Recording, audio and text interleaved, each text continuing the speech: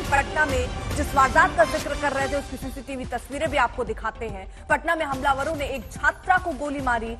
बेउर इलाका जहां पर अपराधियों ने घात लगाकर लड़की को गोली मार दी। लड़की कोचिंग से लौट रही थी, पीछे से ये गोली मारी गई और गोली गर्दन में जा फंसी। लड़की की हालत गंभीर है। पुलिस जांच तो कर रही है, लेकिन मौके पर देर से पहुंचने के आरोप भी पुलिस वालों पर लग रहे हैं। और इस बीच ये सीसीटीवी फुटेज भी सामने आई है, जहां पर आप देखिए कि वो लड़की कोचिंग सेंटर से निकलती, उससे पहले ये जो लड़का आपको दिख रहा है हाथ में बैग थामे, झोला थामे, ये लड़की बगल से निकलती है। वो उस बैग से बंदूक निकालता है और उसके गर्दन पर सीधा वार करता है। ये सीसीटीवी फुटेज सामने आई और उसके बाद उसी सड़क की तरफ भागता हुआ वो नजर आ रहा है। अभी तक वजह क्या रही है वारदात की पुलिस की तरफ से साफ नहीं हुआ। हर एंगल पर पुलिस जांच कर रही है कि क्या ये एक तरफा प्यार के चलते हुआ या किसी और वजह से ये गोली चलाई गई है। ये तमाम सवाल अभी बने हुए हैं, लेकिन इन सब के बीच एक बड़ा सवाल ये कि कानून व्यवस्था सुधारने की बात हो रही है, जहां नई सरकार का गठन, उसके बाद उनके मंत्रियों ने शपथ ली, उसके बाद ये तस्वीर जरा आप देखिए जिस पर एक बार फिर से कानून व्यवस्था पर सवाल खड़े होते हैं।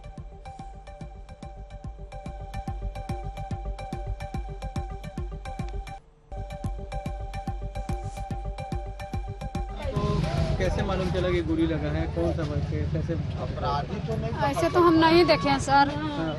हम तो फोन गए ना ही, हमको तो कोई क्या ठीक ना है, कोई से कुछ ना है। डॉक्टर बताया कि पीठ में गोली लगा। कैसे कौन मार के भाग गया, कौन देखवे न किए। तो कोचिंग से निकल के जा रही थी पढ़ के। सब्जी का दुकान वहीं पे है? सब्जी की दुकान से बड़ा गुमटी पर हो गया। हाँ, ये कोचिंग से पढ़ के जा रही थी घर पे।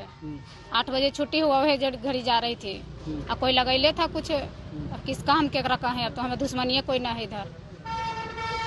रोहित सिंह हमारे साथ, हमारे सहयोगी इस वक्त जुड़ चुके हैं। रोहित, क्या अभी तक पता चल पाया ये शख्स कौन था और किस वजह से ये हमला किया? देखिए अर्पिता, ये बहुत बड़ा सवाल है कि राजधानी पटना में एक इतनी बड़ी घटना घट जाती है जहां एक अपराधी जो है वो 16 साल की लड़की को गोली मारकर चलता बनता है, लेकिन 24 घंटा से भी ज्यादा हो चुका है। लेकिन 24 घंटे बीत जाने के बावजूद भी अब तक पुलिस के हाथ खाली है। वो लड़का जो है गिरफ्त से बाहर है, या कहे वो अपराधी जो है इस वक्त पुलिस की गिरफ्त से बाहर है। हालांकि पुलिस इस पूरे मामले की जांच कर रही है कि आखिर जो ये पूरा मामला हुआ है गोली मारने के पीछे वजह क्या रही। क्या ये कोई प्रेम प्रसंग का मामला था या फिर एक तरफा प्यार का मामला था।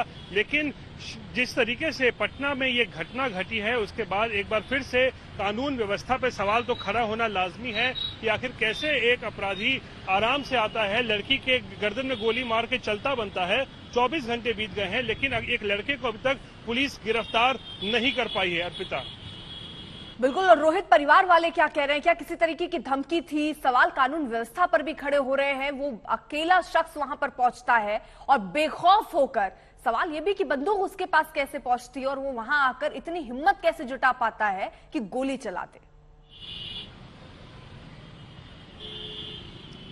जी बिल्कुल, ये बहुत बड़ा सवाल है कि आखिर उसको हथियार कहां से उपलब्ध हुआ। और परिवार वाले जो है उनका बहुत कह सकते हैं रो रो के बुरा हाल है, क्योंकि लड़की अभी भी जिंदगी और मौत के बीच झूल रही है।